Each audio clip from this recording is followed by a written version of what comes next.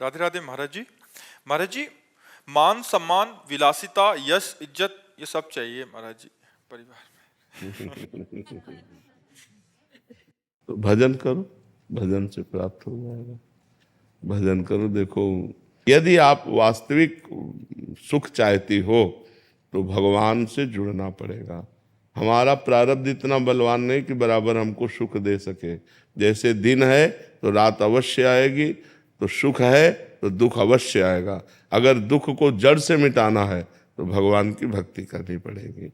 एक छोटा सा बालक ध्रुव 6 महीने में भगवान को रिझा लेता है और चक्रवर्ती सम्राट पद और भगवान का परम पद ये सब कुछ प्राप्त कर लेता है। तो बिना भगवान से जुड़े मन की कामनाएं पूर्ण तो होंगी नहीं। ऐसे ही तो नहीं हो जाएंगी ना। अगर हमें 500 रुपया चाहिए तो चाहे लेबरी करना पड़ेगा कि नहीं करना पड़ेगा। पूरा जीवन जो भगवान के मार्ग में लगाया गया, जो तपस्या की गई, तो उसका डबल परिणाम होता है। एक तो होता है लौकिक सुख और एक होता है पारलौकिक सुख। यहाँ भी सुख मिलेगा और वहाँ भी। ई परलोक सकल सुख पावत मेरी सो भैया कृष्ण गुण संचु। यदि भगवान का भजन नहीं करोगे तो देखो, सुदामा जी मांग के खाते थे, कई दिन भोजन नहीं मिलता था, और जब भगवान की नजर हो गई तो सुदामापुरी बस गई। जैसे द्वारिकापुरी ऐसे सुदामापुरी बस गई। तो यदि सम्मान मान तो विलासिता अगर है तो भगवान से है, क्योंकि उन्हीं का सारा वैभव है। अगर उनसे नहीं है तो वो विलासिता नरक ले जाने वाली है। सर आप मांस पे विचार करो, नरक जाओ, है कि नहीं। धन बढ़ा तो और क्या होगा, यही होगा। विलासिता में अगर भगवान से जुड़े नहीं, पूर्व पुण्य तपस्या के बल से धन वैभव आ गया तो इस समय यही भी भोग सुहाएगा। तो इसलिए हमें लगता है सही विलासिता प्राप्त करने के लिए भगवान का भजन अनिवार्य। भगवान का भजन करते हो, कहोगी हाँ। अगर सही माने में भगवान का भजन होने लगे तो इनसे घृणा हो जाएगी। जो आप चीज कहते हो, विलासिता से घृणा हो जाएगी। तो विलासिता का अगर सही भाव प्राप्त करना है तो लक्ष्मीपति भगवान है, अनंत वैभव, अनंत ब्रह्मांडों का वैभव। तो भगवान की आराधना करो और वो दे, तब आनंद आए। क्यों? अच्छा, विलासिता कितने दिन टिकेगी जब शरीर टिकाऊ नहीं। जब शरीर विनाशी है तो विलासिता कितने दिन चलेगी। इसलिए अविनाशी भगवान का भजन कर लो और दुख सुख जैसा है उसको सह लो, तो परलोक बन जाएगा। परलोक यहाँ का सब टिकाऊ नहीं है। विलासिता यहाँ का सुख टिकाऊ नहीं। काफी सुख तो भोग ही लिए। अब आपसे पूछे आपके पास क्या है, आप सोचो आपके पास क्या है, अनुभव क्या है? कुछ अनुभव नहीं है। बस उसी की चाह है जिसका कोई अनुभव नहीं है। उसी की चाह है जो कोई टिकाऊ नहीं। अरबों बैंक में आपके जमा हो और आप मर जाओगे तो 1 रुपया जाएगा क्या आपके पास? यार बेकारे कमा के रखो, अरबों तुम्हारे काम में तो नहीं आए।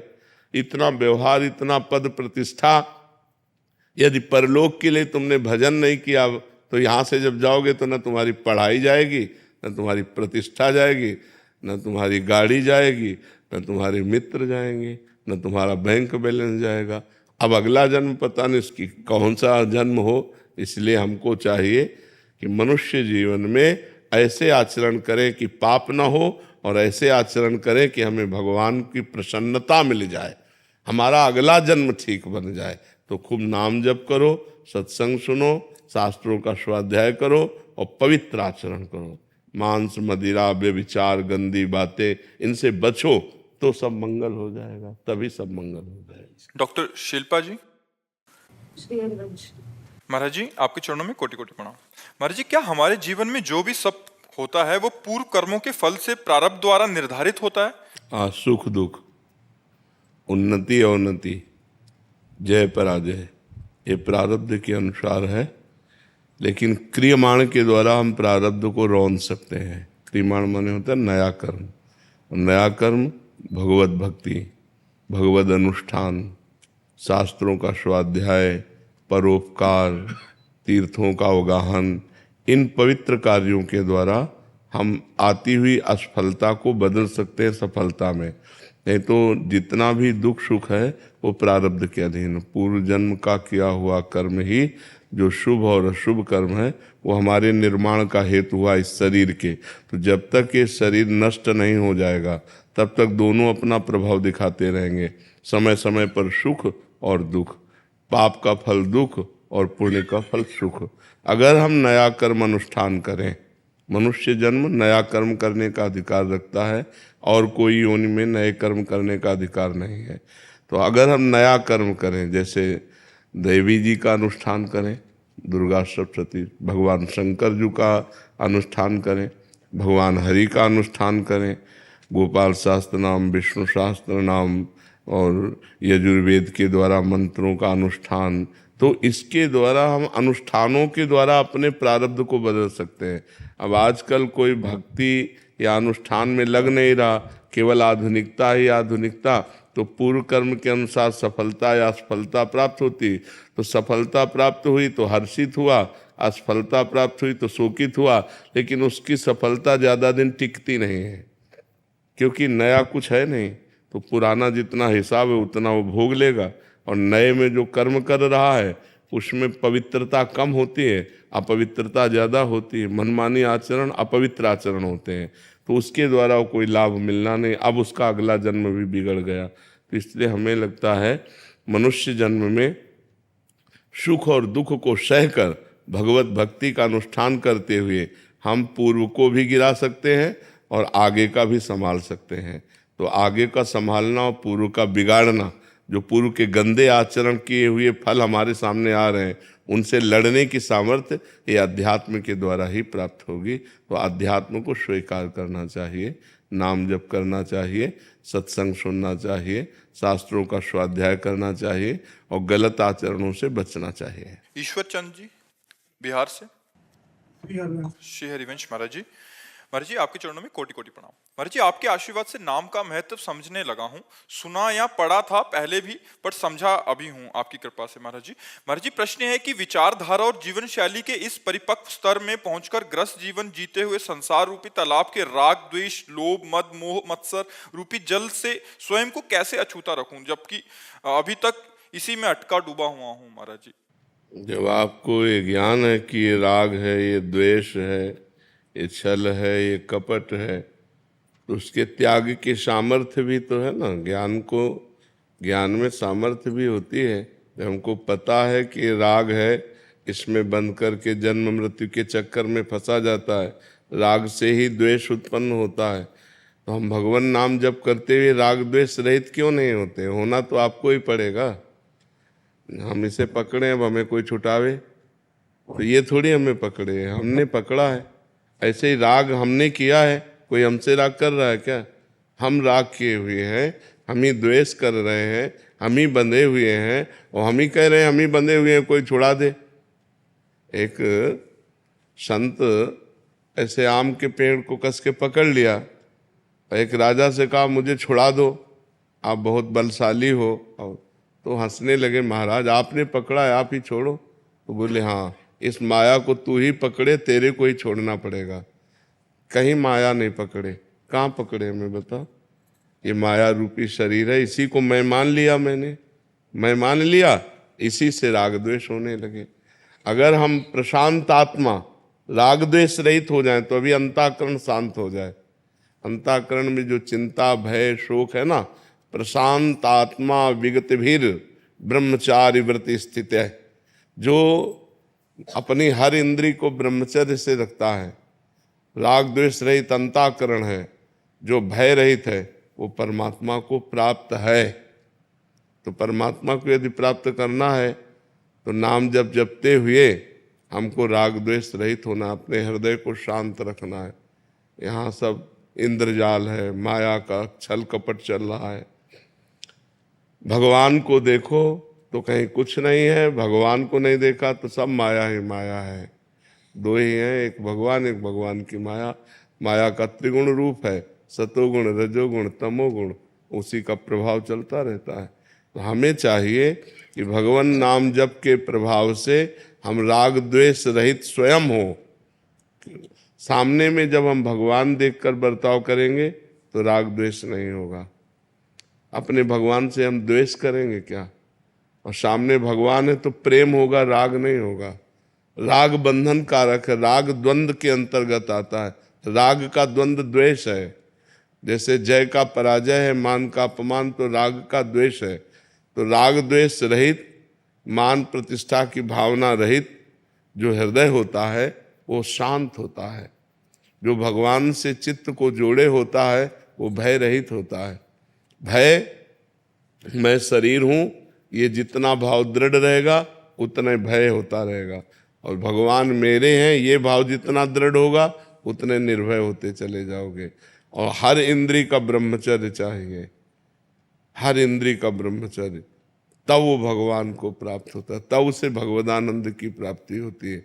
शब्द, स्पर्श, रूप, रस, गंध, 5 ज्ञानेंद्रियों के द्वारा जो भोगा जाता है, ये शास्त्र धर्म युक्त भोगा जाए और खूब नाम जप किया जाए तो भगवान की प्राप्ति हो जाए। पर यहाँ तो मनमानी सब चल रहा है, शास्त्र के अनुसार कहाँ चल रहा है। तस्मात् शास्त्रम प्रमाणम ते कार्याकार्यो व्यवस्थितो, कार्य और अकार्य की जो शास्त्र ने व्यवस्था की कौन मान रहा है। जो मान रहा है वो आनंद को प्राप्त हो रहा है, जो नहीं मान रहा है वो चिंता भय शोक को प्राप्त हो रहा है। इसलिए छूटना हम ही को है, अपने द्वारा अपना उद्धार करना है। कोई अपना उद्धार नहीं कर सकता, कोई दूसरा अपना उद्धार नहीं कर सकता, अपने द्वारा अपना उद्धार करना है। हम जो सुना, हम जो पढ़ा, उसे अपने जीवन में उतारे और खूब नाम जप करें, भगवान की प्राप्ति हो जाएगी। समझ पा रहे हैं आप? केशा जी, भावसार से। राधे राधे गुरुजी। गुरुजी, मैं सूरत से आई हूँ। मैं पेशे से मनोचिकित्सक हूँ। जो लोग डिप्रेशन, डरना, मन उदास, अकेलापन के साथ मन बुद्धि लोगों का उपचार करती हूँ। अपने सेशन में कई बार आपके सत्संग में सुनी बातों को भी बताती हूँ, जैसे जल्दी उठना, साफ सफाई, ध्यान रखना, ऐसी बातों को। महाराज जी, क्योंकि अधिकतर लोग आत्महत्या के लिए विचार करते हैं, दिन भर ऐसी नकारात्मकता भरी जब अधिक पाप हो जाता है, अधिक पापाचरण हो जाता है, तो शरीर नष्ट करने के लिए स्वयं ही प्रेरित कर देता है मन। ये जो आत्महत्या है ये अधिक पाप का कारण है। अधिक चिंता, अधिक शोक, ये सब पाप के लक्षण है। अधिक चिंता, अधिक शोक हुआ और नकारात्मक भाव बढ़ गए तो उसको लगता है कि शरीर शांत कर दें तो हम शांति को प्राप्त, लेकिन ऐसा नहीं है। जी, दूसरों को तो बचा देती हूँ, बट इतना खुद निराश हो जाती हूँ कि ऐसी लगता है कि इतना मदद करने पे भी लगता है कि इसको छोड़ दूं क्या पेशे को। नहीं, पेशा न छोड़िए, अब भगवान का नाम जप कीजिए। नाम जप से आपके हृदय में इतनी सामर्थ्य आ जाएगी कि आप दूसरों को सुख देने वाली बातें करते हुए दूसरों के दुख से आप लिप्त नहीं होंगे। जैसे डूबने वाले को बचाना है तो हमें वस्त्रादि का, अगर हम स्वयं अच्छे तैराक नहीं और गए तो डूबने वाला पहले हमको डुबोएगा, क्योंकि वो सांस लेना। चतुर यही है कि उसे कोई डंडा, कोई वस्त्र पकड़ा दे और फिर उसके सहारे उसको खींच ले। तो ऐसे ही जो शोक में डूब रहे हैं, जो डिप्रेशन में डूब रहे हैं, जो नकारात्मक भाव में डूब रहे हैं, हमें चाहिए हम बात पकड़ा दें उनको, हम उनके दुख में लिप्त ना हो, निरपेक्ष होकर। नहीं, वो उनकी बातें सुन सुनकर आप डिप्रेशन में पहुंच जाएंगे। अगर आप समर्थ नहीं है तो 10 से 50 लोग आप रोज मिल रहे तो सुन सुन करके दिमाग, क्योंकि वो सब सांसारिक बातें हैं, वो आपके दिमाग को कमजोर कर देंगे। यदि आप नाम जप कीजिए तो नाम जप में एक अपूर्व आनंद होता है हृदय में, और उससे एक सामर्थ्य मिलती है। आप अपना व्यवहार बहुत अच्छा कीजिए, अपनी मृदु बातों के द्वारा, उत्तम बातों के द्वारा प्रवीणता पूर्वक दूसरों के मनोबल को पुष्ट कीजिए।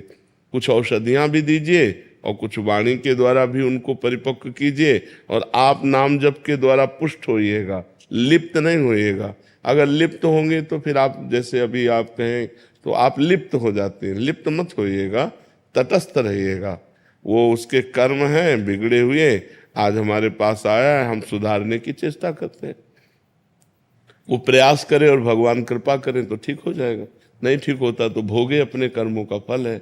आप तटस्थ रहिएगा और नाम जप कीजिएगा, और ये बंद तो कीजिएगा नहीं, क्योंकि भगवान ने अगर ये प्रवीणता दी है कि अपनी वाणी के द्वारा हम दूसरे के दुख का निवारण कर सकें तो जरूर करना चाहिए।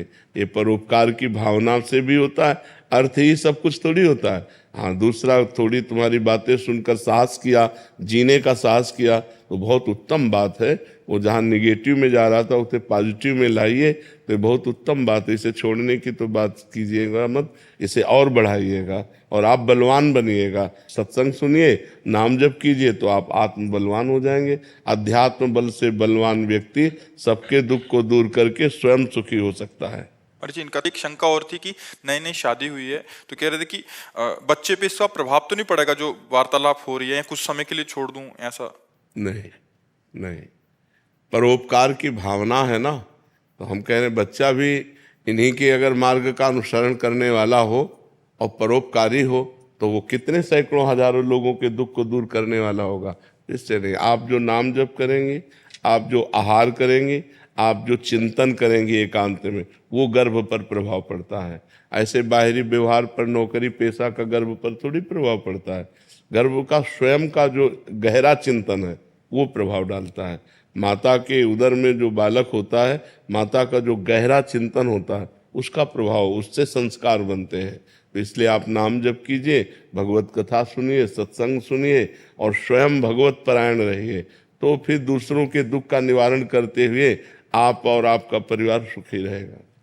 आशीष जी दिल्ली से। राधे राधे गुरुदेव। महाराज जी, मन जड़ है या चेतन? अगर जड़ है तो हमारे उभय कंट्रोल में क्यों नहीं है? उभय उभय है। उभय माने दोनों तरफ है। वो चैतन्य में लगा तो इंद्रियाणाम मनश्चास्मि, स्वयं भगवान है, और जड़ में लगा तो जड़ में लगा हुआ गंदी गंदी चीजों को भोगता रहता है। ये उभय स्वरूप है, उभय रूप है मन। ना इसे आप पूरा जड़ कह सकते हैं और ना आप इसे पूरा चैतन्य कह सकते हैं। ये चैतन्य भी है और ये जड़ भी है। प्रकृति से युक्त होने के कारण जड़ है और परमात्मा स्वरूप होने के कारण चैतन्य है। इसी से परमात्मा का ज्ञान होता है, इसी से परमात्मा का ध्यान होता है, इसी से जगत के गंदे कार्य होते हैं। तो जड़ में लगने के कारण वो जड़ हो जाता है और चैतन्य में लगने के कारण चैतन्य हो जाता है। वो उभय रूप है। उसे आप न जड़ कह सकते हैं न चैतन्य कह सकते हैं। वो जड़ चैतन्यमय है। केवल चैतन्य नहीं कह सकते और केवल जड़ नहीं कह सकते। और वश में करने के लिए साधना है, ऐसे थोड़ी वश में कर लोगे। उसके लिए साधना, साधना के द्वारा वश में होता है। अगर वश में ना होता तो कोई भगवत प्राप्ति कर ही नहीं सकता था। तो वश में तो किया जा सकता है, लेकिन कठिन है, कठिन है, असंभव नहीं है, कठिन है। अभ्यास करते रहो, खूब नाम जप करो, शास्त्रों का स्वाध्याय करो, पवित्र आहार करो, ब्रह्मचर्य से रहो, मन को अधीन कर लोगे। प्राण, मन और ब्रह्मचर्य तीनों का एक योग है। जो प्राण, ये प्राणवायु चल रही, ये जब स्थूल हो जाएगी तो मन चंचल हो जाएगा। मन चंचल, एकाग्रता रहित, स्थूल प्राण। अगर प्राण सूक्ष्म, अल्पाहार करने वाला, अल्पाहार करने वाला और निरंतर भगवत चिंतन करने वाला, ब्रह्मचारी व्रत में रहने वाला, तो मन को सहज में अधीन किया जा सकता है। मन सहज में अधीन हो जाएगा। अब गंदी बातें मोबाइल से देखो, गंदा भोजन पाओ, गंदे आचरण करो, मन को वश में करना चाहो, नहीं होने वाला है। पवित्र आचरण हो, पवित्र भोजन हो, पवित्र विचार तब आएंगे जब हमारा सब पवित्र। और पवित्र विचार कोई निषेध नहीं है। गलत विचारों से मन को हटाना है, गलत आचरणों से मन को हटाना है। तो नाम जप करो, पवित्र आहार करो, पवित्र विचार वाले बनो, पवित्र शास्त्रों का स्वाध्याय करो, कोई नशा न करो, मांस मछली मत खाओ, गंदे दृश्य मत देखो, गंदा आचरण मत करो, नाम जप करो, तब आकर के मन वश में। नाम जप के बिना पूरा जीवन अधूरा है। कोई भी कहीं भी हो, अगर नाम जप नहीं है तो सब बकवास है, पूरा जीवन बकवास है। नाम जप होना अत्यंत अनिवार्य है। करते हो नाम जप? तो काउंटर तो लिए नहीं माला, ले लो, वैसे करता हूँ। तो हमें लगता है शुरुआत में रखना चाहिए यार। शुरुआत में काउंटर ले लो तो उससे संख्या में पता चलेगा कि आप कितना जपते हो, तो आपका मन और उसमें लगने लगेगा। ठीक है, थोड़ी देर कभी आसन में भी बैठा करो। बैठते हो, समय मिलता है आसन में बैठने? समय तो है, लेकिन बैठा ही दर्द हो जाता है, पैर में दर्द हो जाता है। अभ्यास करो, अभ्यास करो, अभ्यास से हो जाता है। अभ्यास योग युक्तेन, अभ्यास करो थोड़ी देर बैठा करो, ठीक है? वाहिगुरु जी का खालसा वाहिगुरु जी का खालसा वाहिगुरु जी की फतेह। आओ विराजो।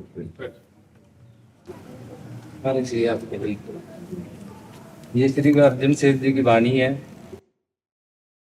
बाबा बुड्ढा साहब जी पार ब्रह्म परमेश्वर अंतर्जामी, मधुसूदन दामोदर स्वामी, ऋषिकेश गोवर्धन धारी, मुरली मनोहर हरिरंगा, मोहन माधव कृष्ण मुरारे, जगदीश्वर हरि जीव असुर संहारे, जगजीवन अविनाशी ठाकुर घट घट वासी है संगा, धरणीधर ईश नरसिंह नारायण, दाड़ा अग्रे प्रथमी धरायण, मतलब 12 भगवान। बामन रूप कियो तुझ करते सब ही सेती है चंगा, श्री रामचंद्र जिस रूप न देखिया, बनमाली चक्रपाणी दरस अनुपिया, सास नेत्र मूरत है सहसा, इकुदाता सब है मंगा। बहुत सुंदर।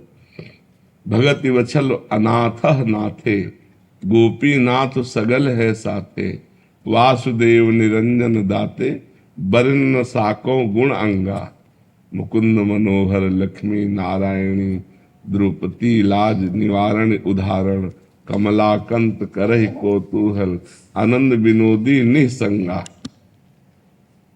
अमोघ दर्शन आजूनी संभव, अकाल मूरत जिसु कदे नाही खो, अविनाशी अविगत अगोचर, सब कुछ तुझ ही है लंगा, श्रीरंग वैकुंठ के वासी, मछु कछु कूरम आगिया अवतर राशि, केशव चलत करहि निराले की तालोड़ई सो होइगा, निराहारी निर्वैर समाया, धार खेल चतुर्भुज कहाया, सांवल सुंदर रूप बढ़ावहीं, बेणु सुनत सब मोहेगा, बनमाला विभूखन कमल नयन, सुंदर कुंडल मुकुट बैन, शंख चक्र गदा है धारी, महासारथी सत्संगा, पीत पीतांबर तृणवण धणी, जगन्नाथ गोपाल मुख भणी, सारिंग धर भगवान बिठुला, मैं गड़त न आवे सरभंगा।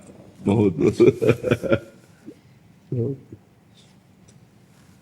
संभाल के विराजमान करो। तो महाराज जी आपकी सेहत के लिए हजूर साहब ने प्रार्थना की गई थी कि आपके लिए हम इस वाणी के बारे में बता रहे थे महाराज श्री। ये ना गुरु अर्जन साहब महाराज के समय में बाबा बुड्ढा साहब, बाबा गुरदास साहब जी सिख हुए उनके, बाबा गुरदास जी जिनको गुरु घर का वेद व्यास कहा जाता है जी। तो उन्होंने सवाल किया था महाराज, विष्णु पुराण में विष्णु स्तोत्र, ब्रह्म पुराण में ब्रह्म स्तोत्र, शिव पुराण में शिव स्तोत्र और विष्णु जी के संसर नाम माला उच्चारण की थी। तो आप हमें कृपा कीजिए, परमेश्वर के कोई संसर नाम माला उच्चारिए जिसमें प्रभु के शेषनाग जो संसर नाम लेता है, ऐसी कोई हमें भी दीजिए कि जिसको पढ़ के हम भी अपना जीवन उद्धार करें। तब गुरु अर्जन साहब जी ने ये संसर नामे वाणी मारू राग में उच्चारी थी, इसको सिख पढ़े और परमेश्वर के सरगुण निर्गुण सारे नाम जो है सब, उसको सब आ जाए एक ही में सब। परमेश्वर के कीर्तन नाम क्रिया से जो नाम किए हैं, भगवान के सब अवतार भी हैं, अवतार उसमें आ जाए और हम पे कृपा हो जाए। पुराने जो सिख होते थे अपना जो ब्रह्म मुहूर्त का नेम शुरू करते थे ना, तो इस वाणी को सबसे पहले पढ़ते थे, जिसमें प्रभु के सारे नाम आ जाते, सारे अवतार आ जाते। हाँ, बहुत सुंदर, बहुत सुंदर। कपिल जी। राधे राधे। राधे राधे महाराज जी, आपके चरणों में कोटि कोटि प्रणाम। महाराज जी, आपको सुनने के बाद ऐसा अनुभव हो रहा है कि अब मैं विदेश में रहती हूँ, तो अब विदेश में मन नहीं लगता, मन करता है सब छोड़कर भारत लौटें और राधा रानी की सेवा में जीवन बिताएं। लगता है जैसे ये जन्म भारत में लेकर भी विदेश चले जाना दुर्भाग्य था, अब बच्चों को भी यहाँ की शिक्षा देना। हाँ, वैसे बहुत सुंदर अनुभव हो रहा है, ये बहुत सुंदर अनुभव हो रहा है, क्योंकि विलासता पूर्ण देश से हट करके धर्म प्रधान भारत देश है, अपनी मातृभूमि में आकर भगवद आराधना करते हुए जीवन व्यतीत करें, यही जीवन का परम लाभ है। ये तो परम लाभ है। हम इसे सौभाग्य नहीं समझते कि खूब वैभव मिल जाए, खूब रुपया पैसा भोग विलासता मिल जाए और उसमें परमेश्वर को भूलकर, प्रभु को भूलकर हमारा प्रतिपल विलासिता में जाए, गंदे आचरणों में जाए। ये कोई सौभाग्य नहीं। सौभाग्य तो ये है कि हम जागृत हो जाएं, कि हमारा एक पल भी भगवान के सुमिरन से बिलग न जाए। हर पल भगवान का नाम चलता रहे और हम धर्म पूर्वक अपने जीवन के लिए कुछ न कुछ कमाया जाए। तो भारत कोई गरीब देश थोड़ी है, यहाँ भी सब वैभव विलासिता, हाँ उतनी विलासिता की छूट नहीं है। यहाँ ये धर्म में देश है, इसलिए यहाँ धर्म की महिमा है। वहाँ लोक परलोक की कोई वार्ता तो है नहीं। अब यहाँ अपने देश में जीवन मुक्तता, परमेश्वर की प्राप्ति, धर्म का मार्ग, तो मुझे लगता है कि अब जो विदेश में जिनको कुछ ज्ञान हो रहा है, जो धर्म में चल रहे हैं, हमारे भारत के ऋषियों से ही है, पूर्व से लेकर के अभी तक भारत के ही महात्माओं से ही है। जो भारत के गुरुजन गए, महापुरुष जन गए, वही जगाए जा करके उन लोगों, केवल उनकी भोग विलासता, कमाओ खाओ भोगो, बस इतना ही है। उनको कोई परमात्मा, कोई जीवन मुक्तता, कोई मोक्ष, कोई परम पद, कोई अकाल पुरुष, ऐसा उनका कोई परिचय ही नहीं है। तो हमें लगता है कि बड़ा सुंदर भगवान ने कृपा की जो आपको ऐसी बुद्धि दी। तो अगर ऐसा विधान बन जाए तो कर लीजिए और राधा राधा जपिए और धर्म से चलिए।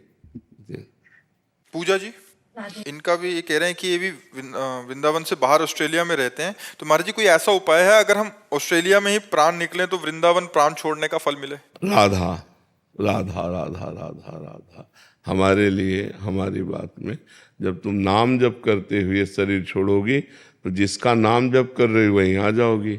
वृंदावन राधा रानी का है, श्याम सुंदर का है, तो यदि तुम राधा राधा कह के शरीर छोड़ोगी तो वृंदावन आ जाओगी। अब इतना नाम जप करो कि नाम जप प्रतिपल चले, एक भी क्षण नाम छूटे ना, तो बात बन सकती है। हर क्षण नाम जप करो और सबको करना चाहिए नाम जप। इससे बहुत लाभ प्राप्त होगा, सारे विघ्न हट जाएंगे, दुख मिट जाएंगे।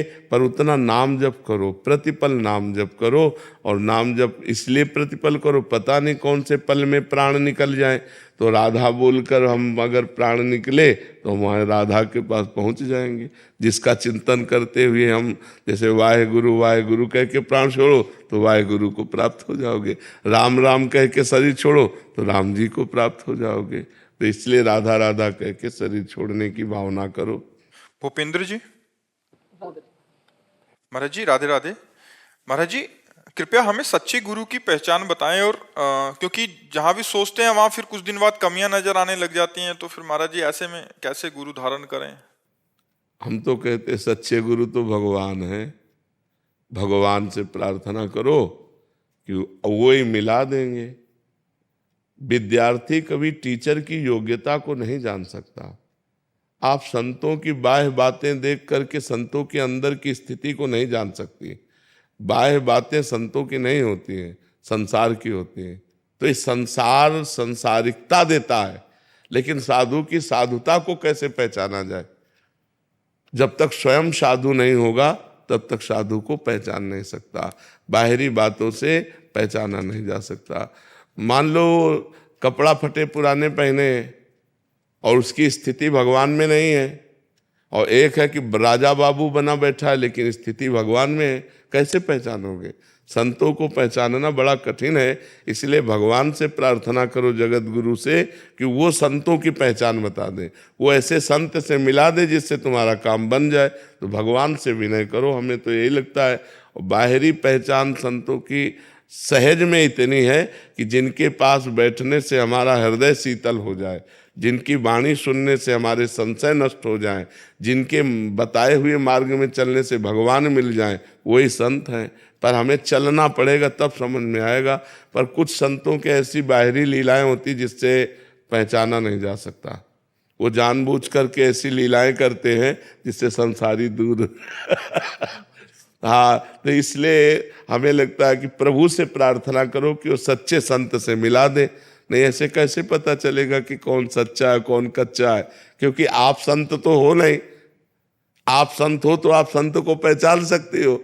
ऐसे विद्यार्थी टीचर की योग्यता को कैसे जान सकता है? तो हमें लगता है भगवान से प्रार्थना की जाए। क्यों? हाँ, भगवान से प्रार्थना। प्रथम अवस्थी जी, राधे राधे। राधे राधे। महाराज जी, जो फल ब्रज यात्रा से मिलता है, क्या वही फल ब्रज का ध्यान, शिव विग्रह का ध्यान और मानसिक ब्रज यात्रा से मिल सकता है?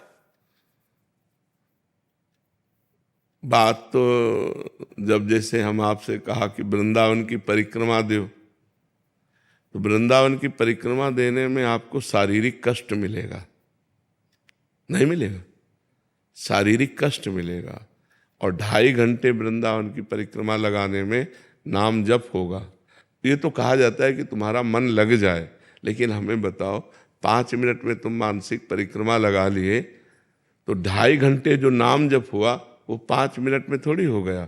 2.5 घंटे जो पैदल चल करके नंगे पैर परिक्रमा दी, जो कष्ट मिला, वो मानसिक में थोड़ी हो गया। मानसिक में चित्त लगाने के लिए कहा जाता है, लेकिन बात तो प्रगट में करने की है, क्योंकि प्रगट में आप कष्ट सह रहे हैं। अब प्रगट में 84 कोस की परिक्रमा पैदल लगावें, जब बहुत रफ्तार से लगाएंगे तो 15 दिन तो लगेंगे। अब 15 दिन भूख प्यास कष्ट गर्मी सर्दी, वो हमें लगता है पहले एक प्रगट में लगा ले और फिर मानसिक लगाता रहे तो बात ठीक है, पर प्रगट में लगाना अनिवार्य है, क्योंकि उससे शरीर का पाप नष्ट होता है। जब हम कहीं की भी दंडवती करते हैं, परिक्रमा लगाते हैं, तो हमारे शरीर को कष्ट होता है, उससे हमारे पाप नष्ट होते हैं। जैसे गिरिराज गोवर्धन जी हैं, 21 किलोमीटर हैं। अब 5 मिनट 10 मिनट में आप मानसिक लगा सकते हो, लेकिन 21 किलोमीटर के लिए 5 घंटा 6 घंटा आपको बराबर पैदल चलना पड़ेगा, तो आपके पैरों को कष्ट होगा, आपके शरीर को पीड़ा होगी, भूख प्यास भी लगेगी, गर्मी सर्दी भी लगेगी, उससे आपके सारे पाप नष्ट होंगे। हाँ, इसलिए हमें लगता है प्रगट में लगानी चाहिए और शेष समय मानसिक भी करनी चाहिए। हमने जब ना पहुंच पावे तो मानसिक करे, पर प्रगट जरूर लगावे, चाहे एक बार ही लगावे। महाराज जी, जैसे सपने में हमें जैसे श्री विग्रह के दर्शन होते हैं, अच्छा है, पर वो सत्य नहीं है, वो सत्य नहीं है। अच्छा है, वो मन ही श्री विग्रह बन जाता है, मन ही भगवान बन जाता है। दर्शन तो ऐसे जैसे हम और आप। मतलब आने का ऐसा कोई योग नहीं था वृंदावन, आप सपने में दिखे मेरे को, तो एकदम से लगा कि चल के महाराज जी से मिलना। हाँ, वो मतलब भगवान मन ही है, वो आकर्षण करके ऐसे करते हैं, लेकिन हम इसे भगवत साक्षात्कार थोड़ी मान लेंगे। भगवत साक्षात्कार तब मानेंगे जब जैसे आप और हम, ऐसे साक्षात्कार होता है। ऐसे साक्षात जैसे गुरुओं का या भगवान का साक्षात्कार होता है, तो ऐसे साक्षात जैसे आप बैठे हैं वैसे हम बैठे हैं, ऐसे सामने प्रगट दिखाई देगा। हाँ, वो जमीन पे बैठे नहीं दिखाई देंगे, वह जमीन से ऊपर दिखाई देंगे। जैसे महापुरुषों को देखा है तो ऐसे आकाश में आसन लगा दिखा है, आसन पर बैठे, पर पूरा सजीव, ऐसा नहीं है कि चित्र दिखाई दे रहे हैं, ऐसे पूरे जैसे आप बैठे ऐसे बैठे दिखाई दिए। ऐसे आज हम लोग छोटी मोटी जहाँ स्वप्न में आया तो मान लेते हैं भगवान मिल गए, भगवत दर्शन, ऐसा नहीं है। हाँ, ऐसा नहीं। जितेंद्र जी, राधे राधे महाराज जी। महाराज जी, मेरा प्रश्न दान के विषय में है। जब हम दान करने के लिए किसी आदमी को या संस्था से बात करते हैं, ऑनलाइन करते हैं, तो हमें धोखेबाजी या लूटपाट नजर आता है मेरी दृष्टि में। हम कैसे निश्चित करें कि कहाँ दान देना श्रेष्ठ है? हाँ, बड़ी समस्या है, दान में बड़ी समस्या है। भिखारी बनकर रुपया मांग रहा है, शाम के शराब पी रहा है। ये आपकी बात सही है, पर कई जगह ऐसी हैं जहाँ हम आराम से दे सकते हैं बिना संशय के। जैसे बीमार लोगों की औषधि का, तो हमें लगता है बहुत से ऐसे मिशन हैं जो बहुत अच्छी प्रकार से चलते हैं, जिनमें आपसे मांगा नहीं जाएगा, लेकिन आप देंगे तो उसका सदुपयोग हो जाएगा।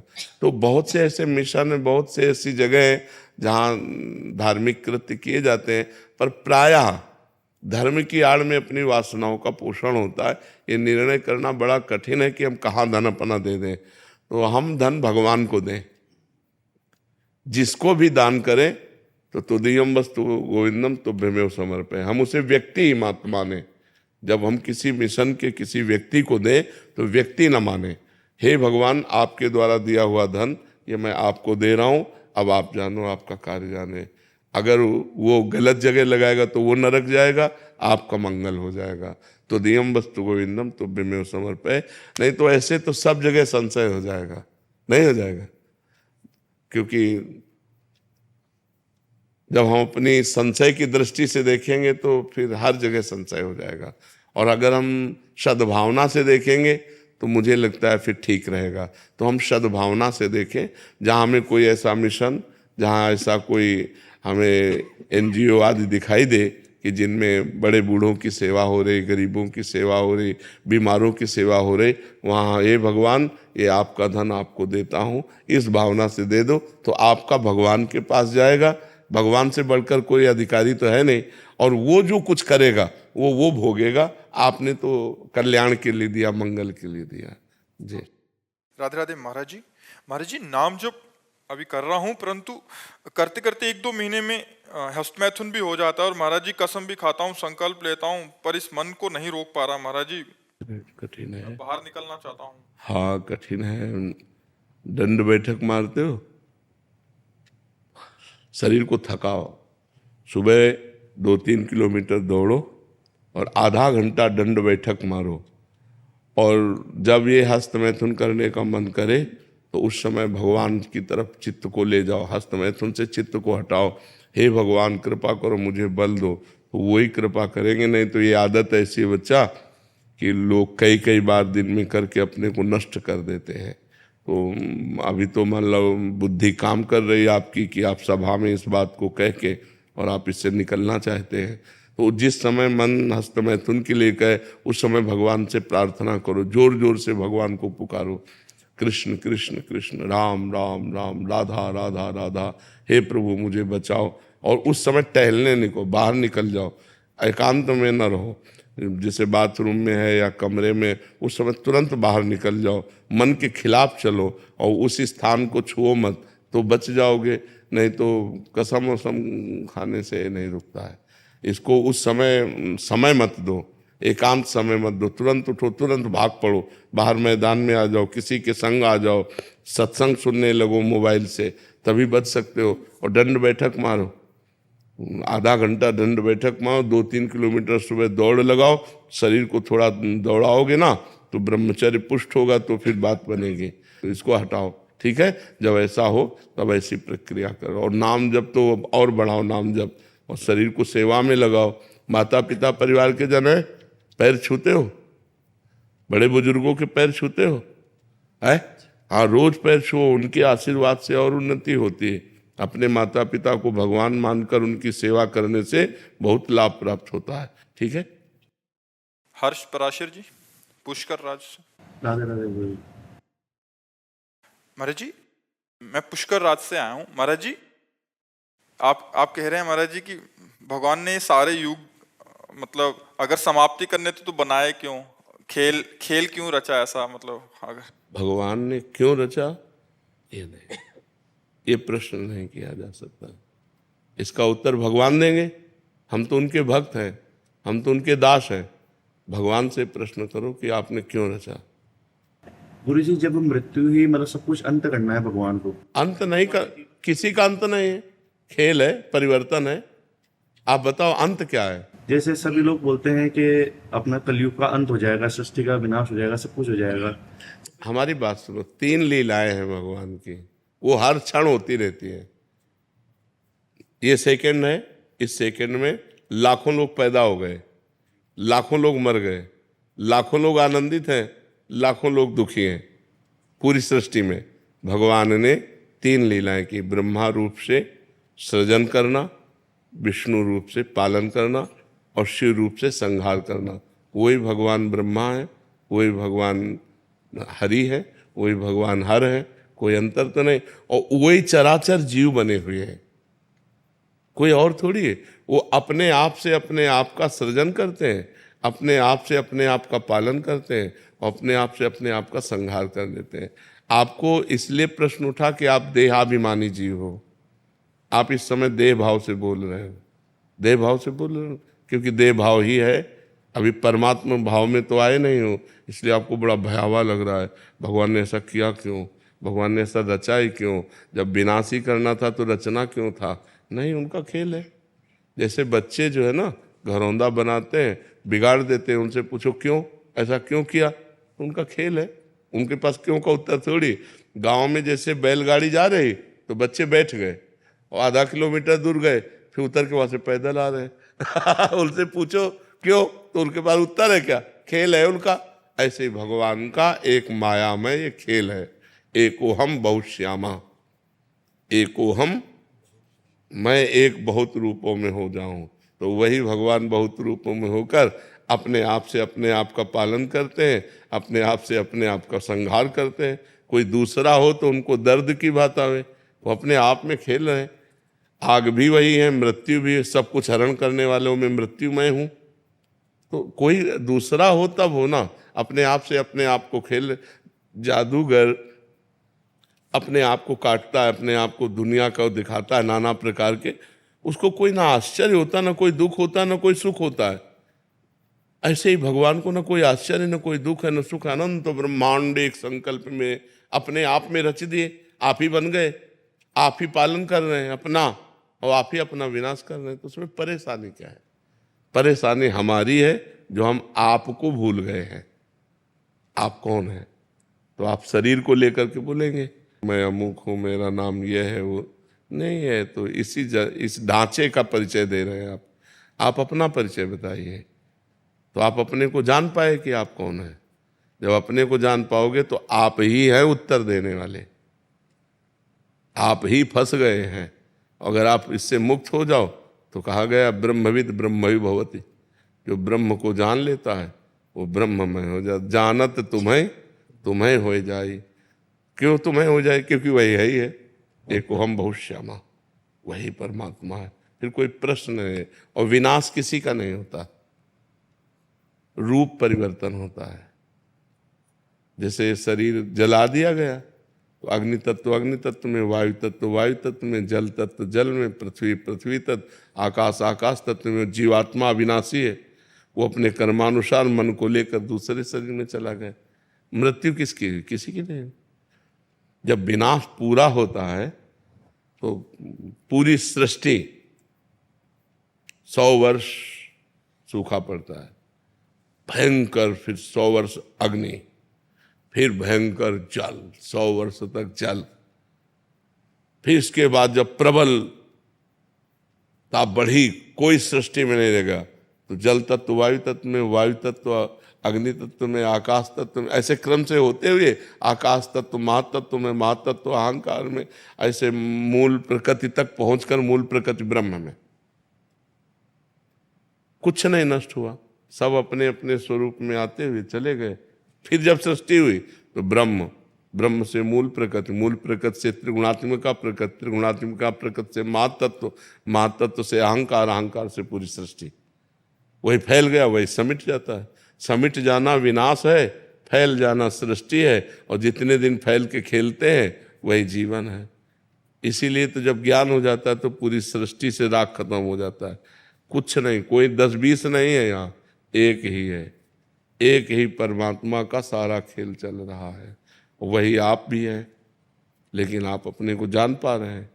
मैं परमात्मा कैसे हो सकता हूँ? तो आप देह भाव से बोल रहे हैं, स्वरूप में आइए। स्वरूप कौन है? स्वरूप कौन है? तो स्वरूप का ज्ञान है नहीं, तो इसीलिए देह भाव के होने के कारण जन्म मरण, दुख सुख, लाभ हानि, मान अपमान, जय पराजय ये भोगना पड़ रहा है। बड़ा कठिन है। इसीलिए भजन करो और मुक्त हो जाओ। साधन धाम मोक्ष कर द्वारा, मोक्ष को प्राप्त कर लो तो ये जीवन सार्थक हो जाएगा। नहीं तो फिर ये चलता रहेगा, पुनरपि जननम पुनरपि मरणम पुनरपि जननी जठरे शयनम। भगवान ने किसी को नहीं रचा, अपने आप से अपने आप को रचा, दूसरा कोई नहीं है।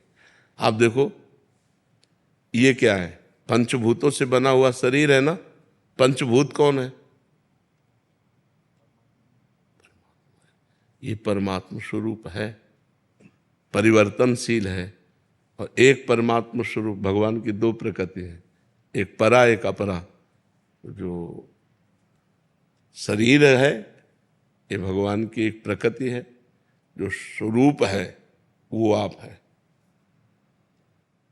वही जो आप में स्वरूप, वही आप में, वही आप में, वही आप में, वही एक ही है। जैसे करणों के कारण देखने में बिजली कई प्रकार की दिखाई देती है। एक बिजली लाइट दे रही, एक बिजली हवा दे रही, एक बिजली ठंडा कर रही, एक बिजली हीटर में निकल रही। लेकिन क्या बिजली कई प्रकार की है क्या? कि ये बिजली गर्म करेगी, ये बिजली ठंडा करेगी, ये बिजली हवा फेंकेगी, ये बिजली रोटी बनाएगी। बिजली तो कई प्रकार की नहीं है, यंत्र कई प्रकार के हैं, करण कई प्रकार के हैं, उनमें वो पावर वैसे जाकर प्रभावित हो जाता है। ऐसे एक बिजली है, अगर संपूर्ण ब्रह्मांड में पूछी जाए तो बिजली एक है ना, और उसके करण कितने हैं? करोड़ों हो सकते हैं, करोड़ों करण है, करोड़ों प्रकार से उसका प्रयोग हो रहा है। ऐसे ही ये करोड़ों अरबों करण हैं, लेकिन इसमें परमात्मा का पावर एक है। अब करण है दुष्ट स्वभाव का रचा हुआ, अब वो दुष्टता ही करेगा, तो बोले इसमें परमात्मा कैसे हो सकता है? नहीं, परमात्मा ही है, वो करण के प्रभाव से ऐसा बोल रहा है। जैसा जैसा स्वभाव, जैसी जैसी प्रकृति, तो परमात्मा तत्व तो वैसे ही जाके बर्ताव कर रहा है। तो लगता है ये परमात्मा कैसे हो सकता है, ये परमात्मा कैसे हो सकता है? नहीं, परमात्मा ही है अंदर से, वो अपने को नहीं जान रहा है और वो उसका स्वभाव है, वो कर्म के अनुसार ऐसी स्थिति को प्राप्त होकर ऐसा बर्ताव कर रहा है। जैसे इसमें भी बिजली है और ये भी बिजली से चल रहा है। बिजली कितनी लघु हो सकती है और बिजली कितनी महान हो सकती है।